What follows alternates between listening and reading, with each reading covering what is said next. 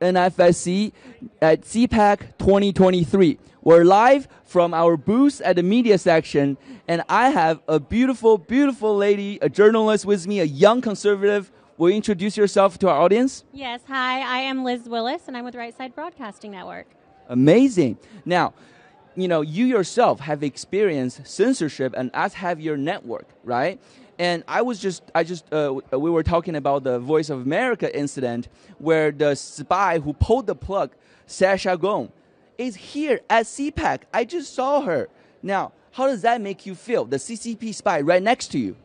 It makes me feel uncomfortable anywhere that someone could actually believe in censorship, taking someone's ability to speak freely, especially here in the United States. I know that y'all have dealt with it a lot longer in China, but I never thought that I, as an American citizen, would have to deal with it. And now it's something that we deal with every single day. It's common practice for the left, as well as the CCP, to just think that they can strip away our rights, our opinions, our voices, and that's exactly what we as conservatives deal with every single day. So to answer your question, how does it make me feel? It makes me feel uncomfortable, sad. It angers me, and it makes me think, that we have to keep fighting. We can't continue to be on the defense. We really need to play offense and get out there ahead of these issues and continue to work harder, whether it's starting a media channel or doing what y'all are doing, creating a movement, bringing awareness to what's happening, because we are just generations away from losing so many incredible rights that we have and should always have. But they're not necessarily here to stay unless we work for it.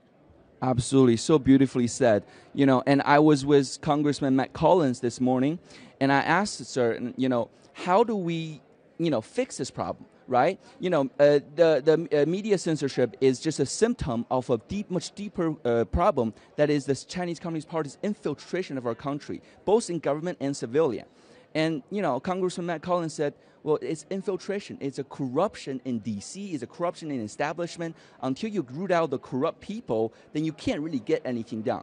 Do you agree with that statement? Yeah, absolutely. We're basically modeling our current systems after communist China, and that's unacceptable. Mike Collins, he is a great addition to the United States 118th Congress, and I'm so excited to have him representing the 10th District in the state of Georgia. I'm from Georgia, so I stand by what he says. I support it. And the United States and China, our relationship right now, it's far too close for comfort.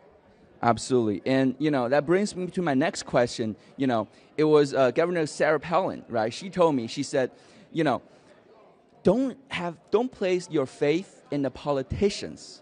Place your faith in we the people.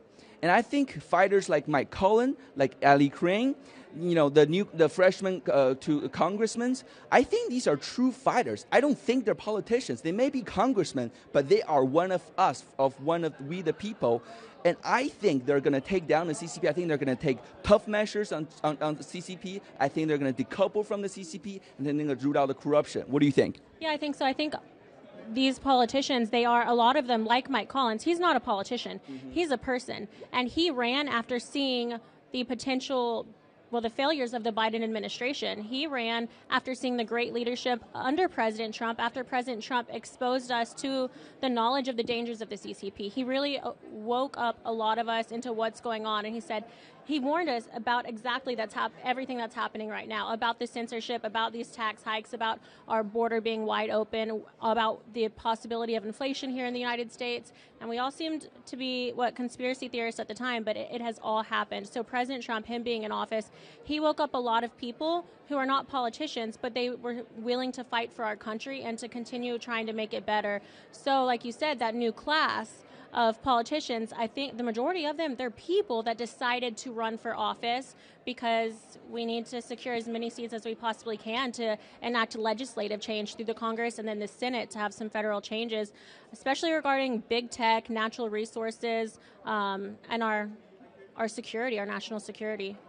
Absolutely. Thank you so much. And my last question is, the media, the mainstream media, right, has been slandering, anybody that speaks the truth, anybody dare to speak in truth to power, right? Like criticizing the CCP is like saying God is good, Satan is bad, nothing controversial. Yet they attack us for it. The mainstream media have been trying to discredit NFSC, trying to be attacking us, but you were here, right? You're here. You're on our show. You've met many members of NFSC.